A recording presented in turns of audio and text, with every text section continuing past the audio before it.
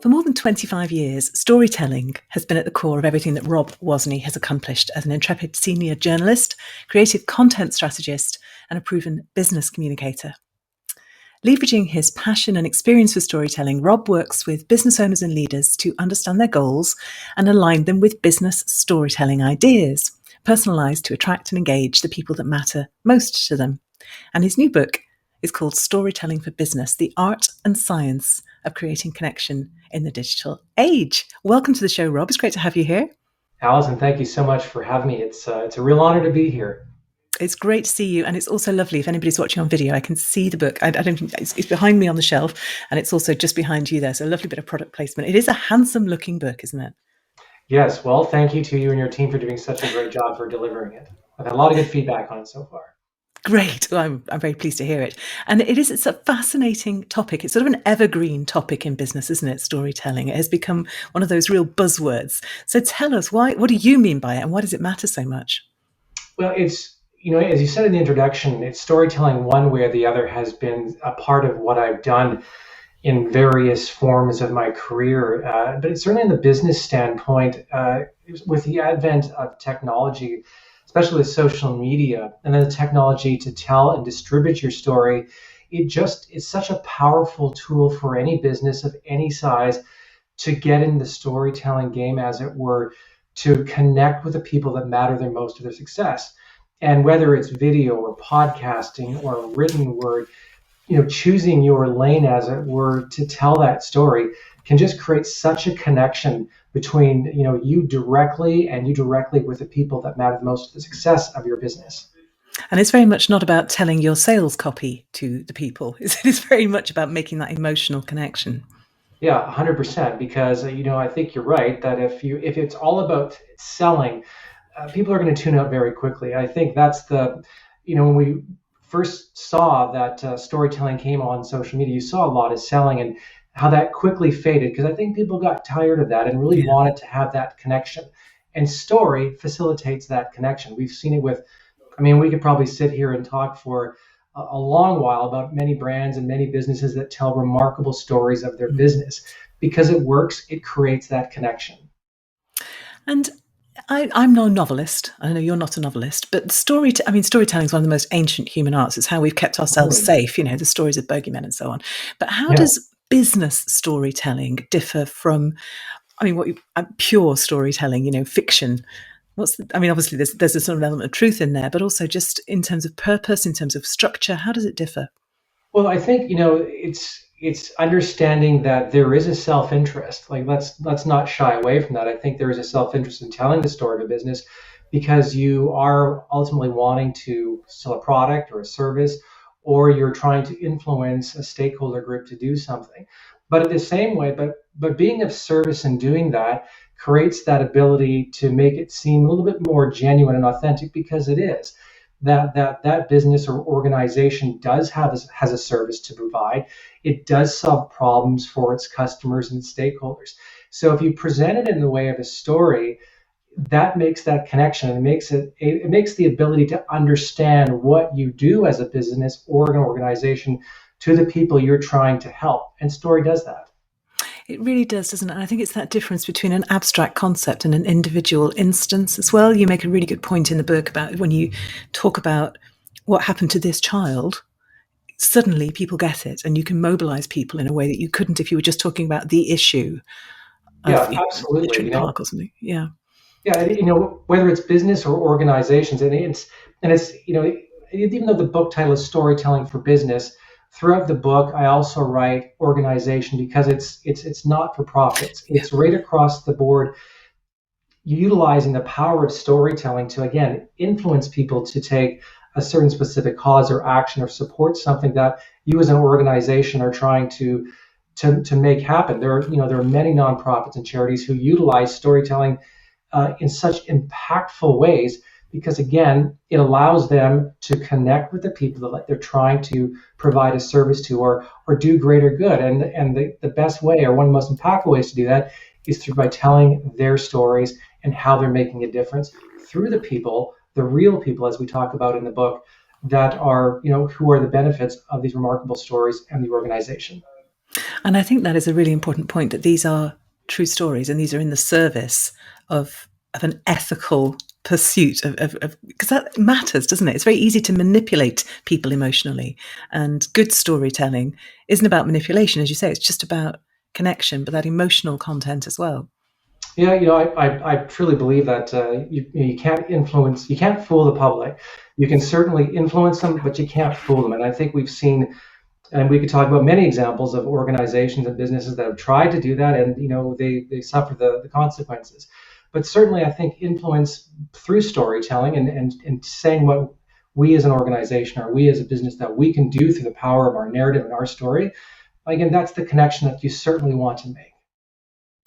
And you talk quite a lot about building your media platform, which I found fascinating because there's lots of books about storytelling and how you sort of tell stories and narrative arcs and that kind of stuff. And you do a lot of stuff about how to tell stories, but you also say this is how you deliver your story.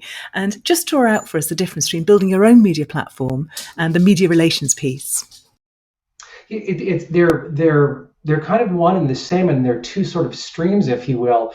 But the difference is, Allison, much like we're talking today, we're having this dialogue via video chat, and you, in essence, are your own broadcaster, and we're having this connection. You're going to put it on your social media, so you've created your own media network.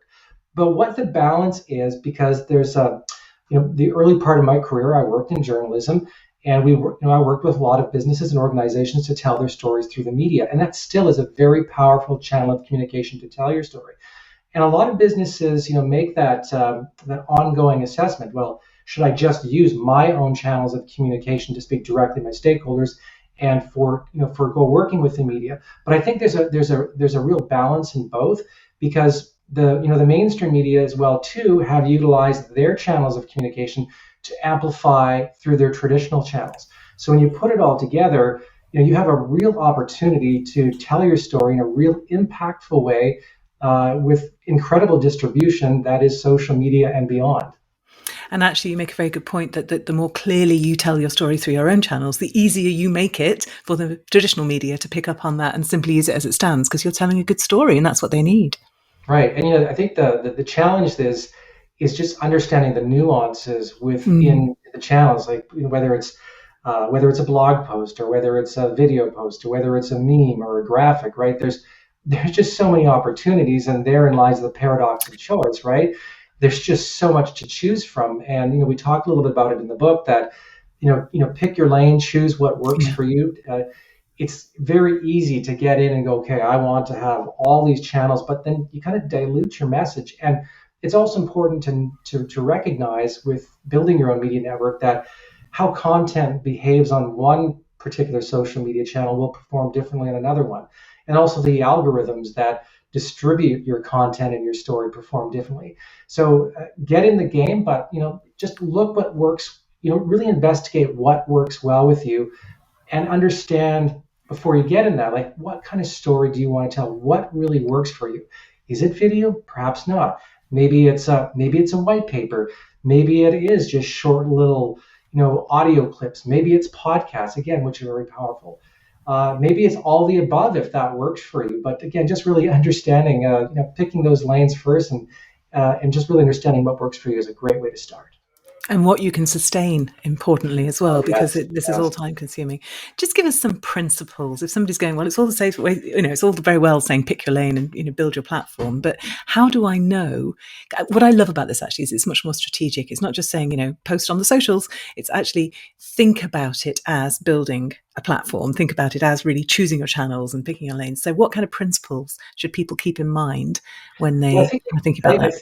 I think it's first understanding your clients and your Mm. customers and how you want to serve them with your story, and understanding what kind of content and stories do they want to consume from your organization and business. And once you have an understanding of that, how do they want to consume them? I'm a big believer and a big fan, Allison, and I talk about this in the book, of just asking. You're just asking your customers, and it doesn't have to be exhaustive. It doesn't have to be like this huge survey. Sometimes it's just even anecdotally. It's if you have face-to-face interaction or customer interactions, just say, what kind of content are you consuming? What do you like to read? And or how do you like to take in stories? And you'll find very quickly, you'll see this connection of pattern. You go, okay, my clients are telling me this. This is could be a good way for me to go to tell my story.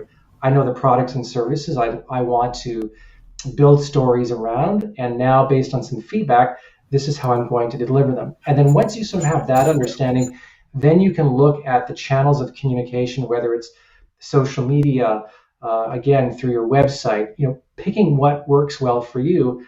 And then in addition to that, think, well, maybe I want to take another step, and maybe I want to bring in some publicity aspect with the mainstream media. And you put that all together and you kind of create the right mix for you. And as you say, it's about iteration, isn't it? Seeing what works, testing things out, doubling down on what works, trying Yes. something else when it doesn't. Yeah. You talk as well about when stories go sideways, which is a really important piece, particularly as you say when mainstream media picks up on your stuff and you lose control of your story in a sense. That can be quite scary for a business, can't it?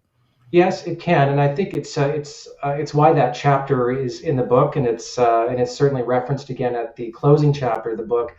That if you're not prepared for that risk, not to say that it's going to happen every single time, but there's always a risk of telling your story of how something's perceived, or maybe there's some perception that goes the wrong way. And just we talk about it a little bit in the book about how to sort of get back on track when that story gets sideways. But it's really important to recognize that just that there is risk when you're telling stories, especially in the social media realm.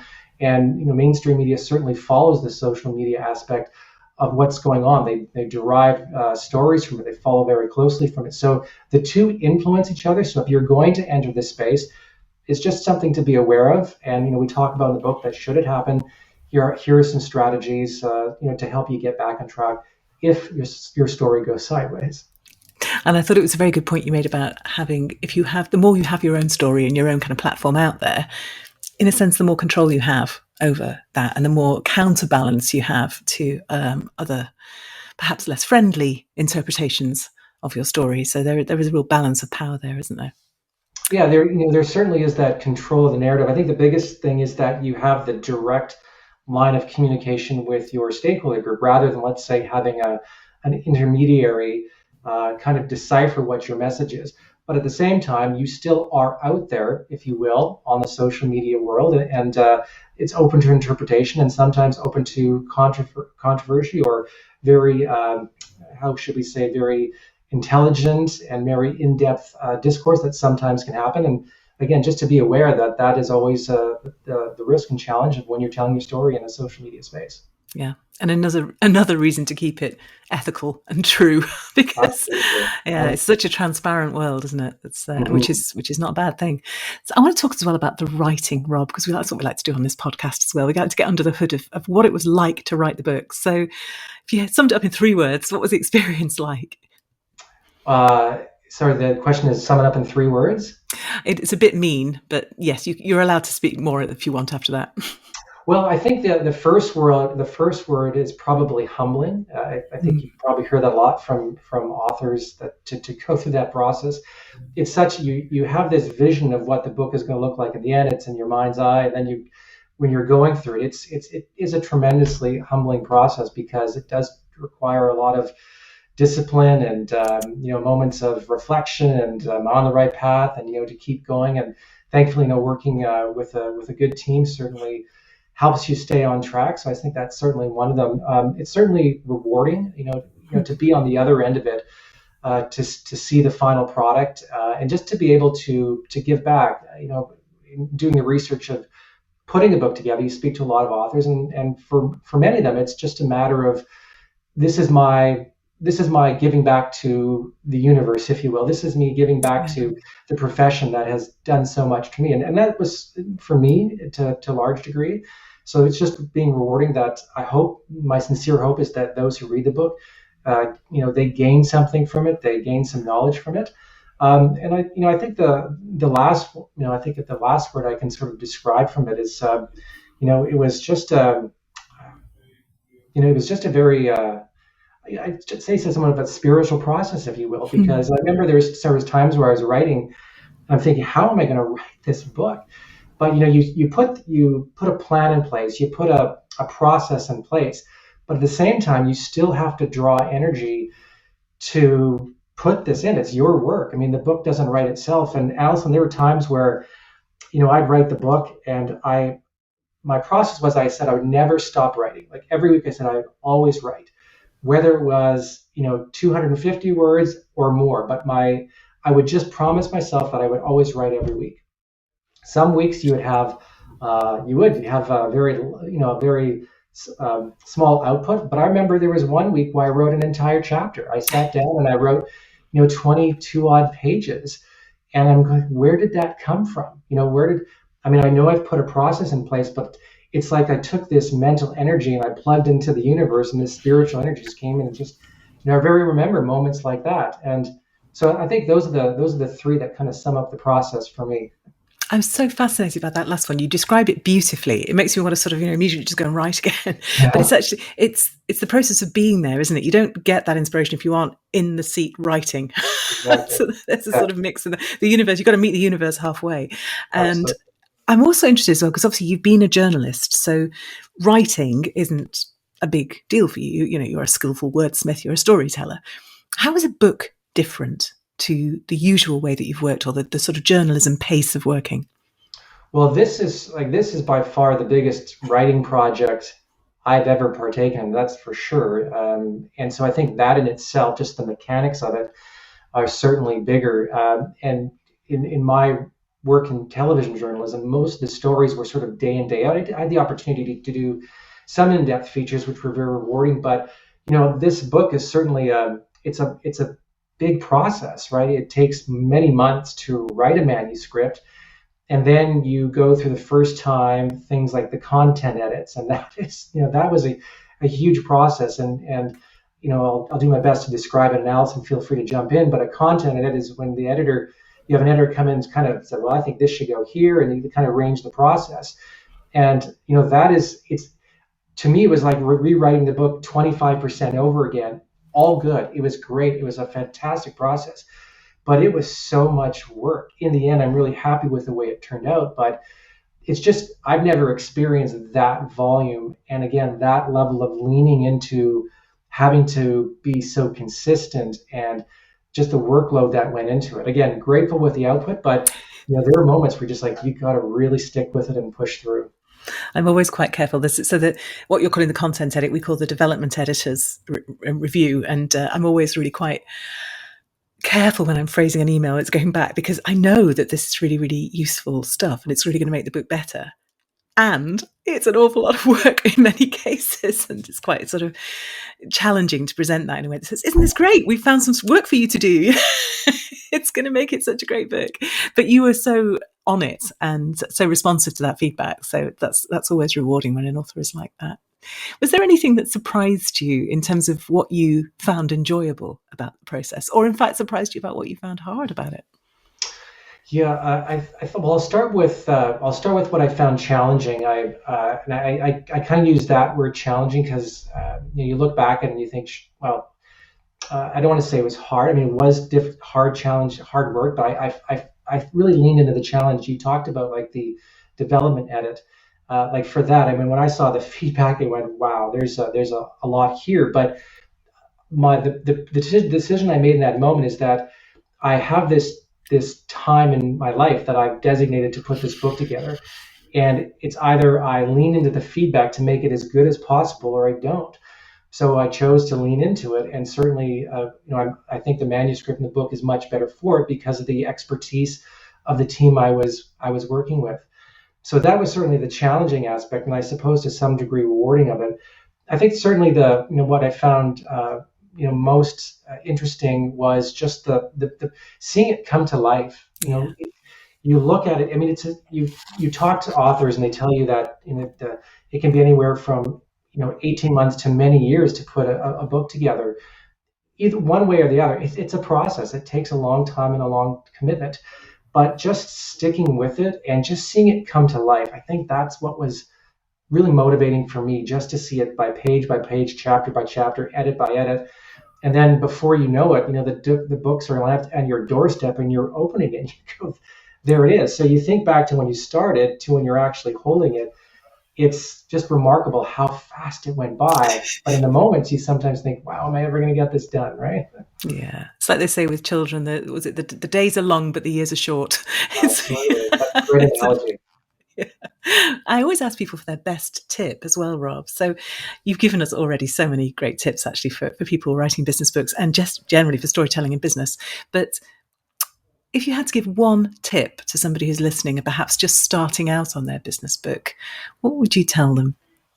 I would say, find what works for you for writing. That's the, when I was doing my research, just talking to authors, that's the one thing I wanted to know. Like, how did you write this book? Like, what kept you on track? What was the motivating factor that kept you from the start to finish? Because, as you know, we keep saying that it's that middle there's just so much that goes into it. All good stuff, but still, it's a tremendous amount of work that usually comes when you're working your regular work or Yeah, your regular business or raising kids and doing all that other activity. You still have to squeeze in this energy, right. and and you want it to be your best energy. So find what works for you. And I found a process that worked for me. I share it with anyone who ever asks. I said, this works for me. It may not work for you, but it's, like I took from other authors, they shared with me. Some of it, not for me, some of it was. But in the end, I formulated a process that certainly worked for me. Well, you're going to have to tell us more about the process now, Rob. You can't just leave it there. Well, I want to say that I want to like to say it's some incredible process, but truthfully, it's rather simplistic in that what I did, Allison, is I basically created a spreadsheet and I created chapter headings and I just kind of put sections in there and then I created word count and page count and that just kept me on track seeing Yeah. this document and I just put in my comments in there. So I had this one focal point. But what was remarkable about it is that through that I could see the book come to life. I kept track of the page count. So I wrote 1,000, 1,200 words one weekend, and guess what? The word count went up. And then after like 4 months, you look like, wow, I've written half this book. So you just see ongoing, this ongoing rolling tally of the progress that you're making. And again, that's just a very simplistic view of like technology around us and how we track our fitness goals and whatever it is. I just created a process that helped me track and see the progress. And that really worked for me. Yeah, I mean, you say it's simple. It is simple, but it's also genius. And it's not just the tracking, is it? It's not just that sense of watching it grow. It's also, you know what you're doing next. Yes. You're not just sort of looking at a blank page going, now what? You know what the next section is, what the heading is that you're going to address. And I think those two things together are really, really powerful. Great tip. Thank you. And as you know, I always ask everybody to recommend a book as well. So I'm interested. I'm afraid you're not allowed to recommend storytelling business, but which book would you recommend to people listening? Well, I'm going to recommend a book that you and I both know and love. It's called Advice That Sticks by Hey, Dr. Moira Summers. So she is also a practical inspiration author. But this is a fantastic book. it Dr. is. Moira Summers is a financial psychologist. And if you know Moira, she has a wonderful sense of humor about her. And she has such an expertise in what she does. And it's all woven so beautifully and so creatively in this book. And it's really, when I read Moira's book, I thought, I was really inspired to give it a go, certainly with my book. But it's a fantastic book about anyone who's looking for how to give advice that sticks in the financial realm. But what's great about it is that there's so much utility, is that it can apply to a lot of other aspects of your life, right? So this is a book I strongly recommend. It's Advice That Sticks, How to Give Financial Advice That People Will Follow by Dr. Moira Summers. So that's my Yeah. book. I mean, and nobody's recommended that before, which kills me. So wonderful, thank you. And you're dead right, because it feels, if you looked at the description of it, you think that's quite a niche book, and I'm not a financial advisor, therefore I don't need it. But it's actually beautifully written. I mean, if you are writing a business book, it's a really good model, isn't it? Because Yes, it's absolutely. the humor and the expertise are so beautifully balanced in it, and there's so much just about how you instruct people in a way that starts from where they are rather than from where you are. So even if you're not a financial advisor, if you're a coach or if you're a consultant, huge amount in there for you. Great recommendation, thank you. Happy to make And it. and Rob, if people want to find out more about you, more about storytelling for business and all the other stuff that you do, where should they go? Well, I think the easiest place, which has network links to all my media network, is my website, which is robwozny.com. Fantastic. And people can go there and not just find out more about you, but also see how you put your media network together and get some ideas from that. Brilliant. Well, what a pleasure to talk to you, Rob. Congratulations on the book. And thank you for your time today. Thank you for having me, Alison. It's a pleasure to be here.